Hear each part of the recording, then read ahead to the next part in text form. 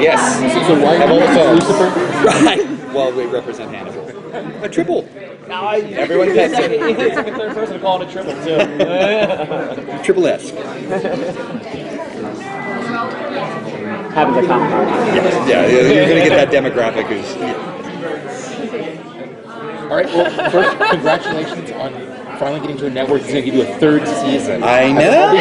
I'm so excited to hear that. It was a surprise to me as well. I mean, I knew that there were other buyers that were interested, but whenever you're in that situation, you don't know if they're going to pick up the show and then slash the budget, and then you can't produce it well. And then for me, then there's no point if you can't do it well. I don't want to do anything that I can't. Now, you have a pretty loyal fan base, but are you surprised at all by the intensity of the fan base for this show? Well, you know what was surprising is the demographic of the fan base being, last year when we did the panel, it was primarily young women, like 12 to 25, that were supportive of the show, and I love that because I love that audience, and I think that anybody who is embracing the horror genre in an unexpected way should be celebrated because it's an underrated genre and it doesn't get enough love or respect. And so to see these young, smart, literary women responding to the show so enthusiastically, it gave me hope for the future. Your show is obviously a horror show, but it's also kind of a show for foodies in a way.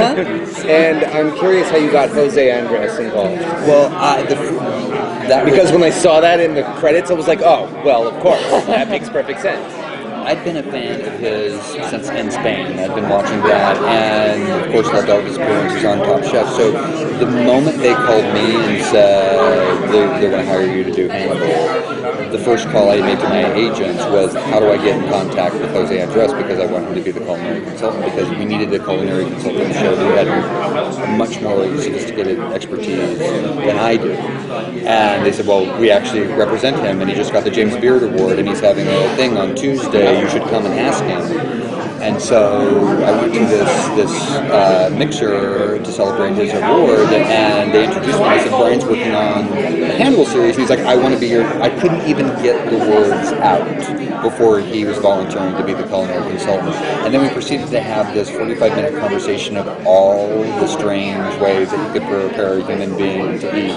And he was so enthusiastic and passionate, and I wish I could show you some of the videos of him, like that he would send me visiting like meat markets and be like, look at this beautiful, delicious. And so he was the right man for the job. That's awesome. Yeah. Jumping off that, and not to get too ahead of ourselves, but what will you do when Hannibal's no longer able to have access to a kitchen? Well, we have the Mind Palace, and there is. We talked a lot about, like, once he is incarcerated, how do we keep the aesthetic of the show so we just don't see Mads Mikkelsen and tidy whities in the prison cell. And a big part of that is going to be the Mind Palace, of course, and also probably utilizing a flashback structure so we can keep having that present, and also to see how his culinary expertise has affected other characters on the show and as a result of their exposure to him.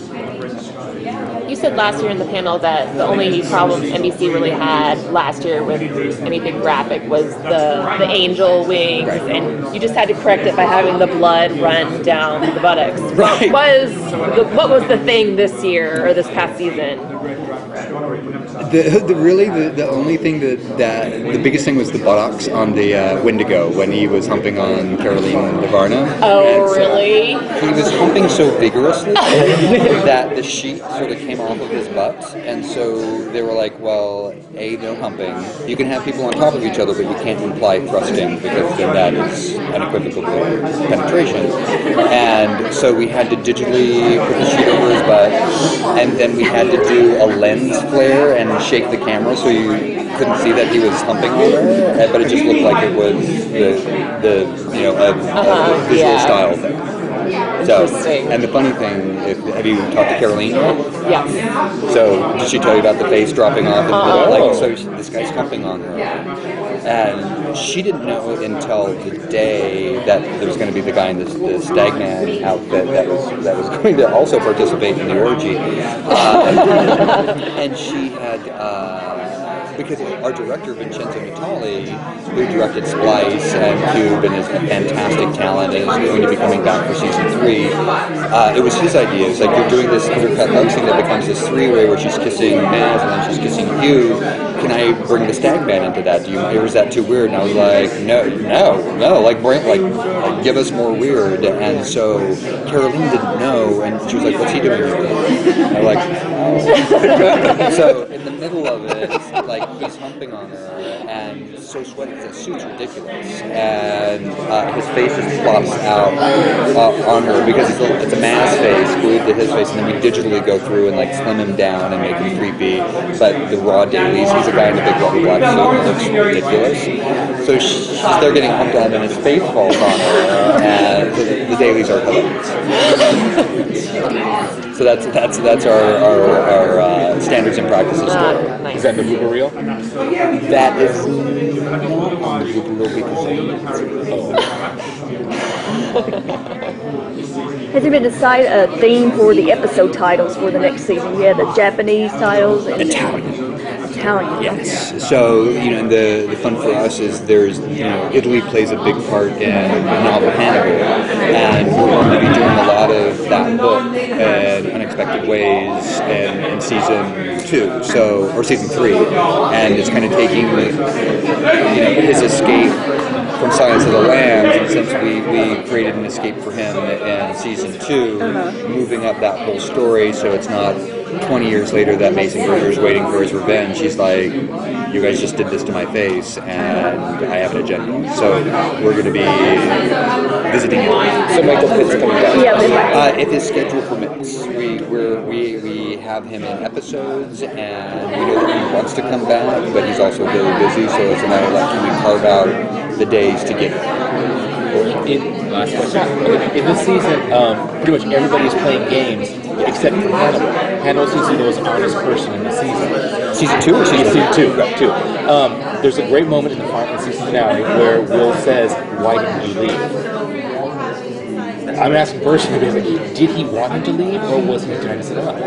Okay. Yeah, because it's very ambiguous whether he was playing, who he was playing, Jack or and that ambiguity will continue into the season, but there's all sorts of reasons why he would make that call and ask Hannibal to leave. A, to save Jack Crawford's life, or B, to save Hannibal Lecter's life, or C, all of the above.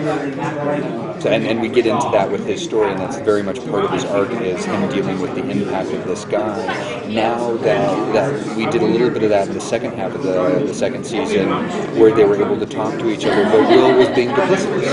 Will was pretending to be somebody that he wasn't in order to seduce Hannibal, or pretending that he was somebody a little different than who he was.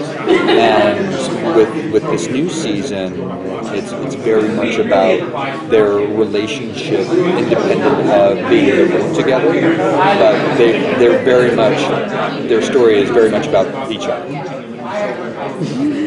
Hey, thank you. Thank you. Thank you. Enjoy the conference.